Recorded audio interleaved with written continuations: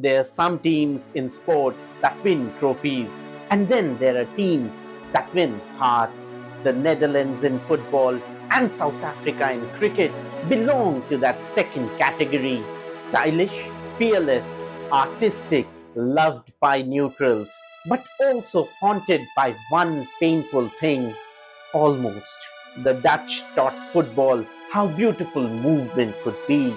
South Africa taught cricket how fearless aggression could look.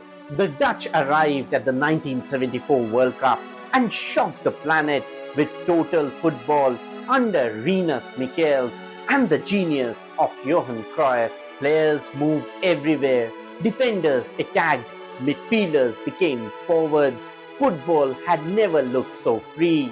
They reached the final, took the lead against West Germany before the Germans had even touched the ball, and still lost. 4 years later, in 1978, they reached the final again and suffered another heartbreak. Then came a generation packed with brilliance: Marco van Basten, Ruud Gullit, Frank Rijkaard, Ronald Koeman, one of the coolest and most technically gifted teams football had ever seen. They won Euro 1988, but at the World Cup, they couldn't crack the code. And if it sounds familiar to cricket fans, it is because South Africa almost carries the same aura. For years, they played fearless, aggressive, breathtaking cricket. They made the impossible feel possible. In 2006, South African national team chased down 434 against Australian national cricket team.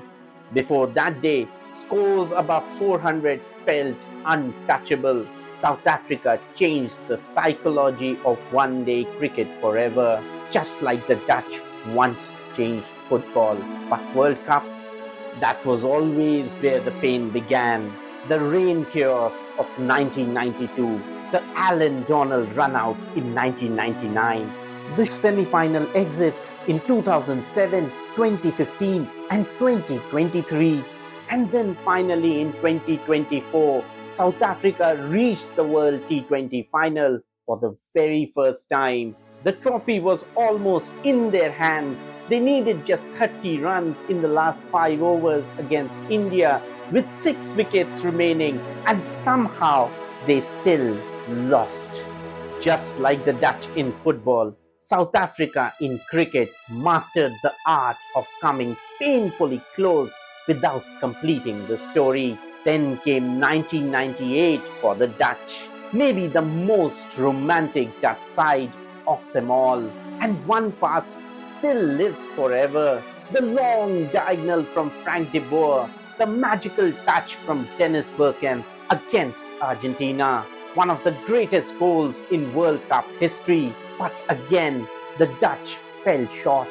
Brazil beat them on penalties in the semi-final. And then came the modern Dutch era: Wesley Sneijder, Arjen Robben, Robin van Persie, a devastating generation. In 2010, they reached the World Cup final again. One moment changes everything forever. If Robben scores the chance against Iker Casillas, but he didn't. In 2014, another semi-final, another cruel exit on penalties against Argentina. And somehow, despite producing some of the most influential football ever played, the Netherlands still do not have a World Cup, just like South Africa still do not have a major ICC ODI or T20 World Cup trophy. Brilliant, innovative, charismatic, but forever chased by that same question: what if? Maybe that is why neutrals love them so much, because they never just played to win, they played beautifully. And maybe in 2026, football's greatest nearly men finally complete the story. Or maybe the pain continues, because being Dutch at the World Cup has often meant one thing: creating magic without the ending. See you again next time with another World Cup story. Thanks for watching.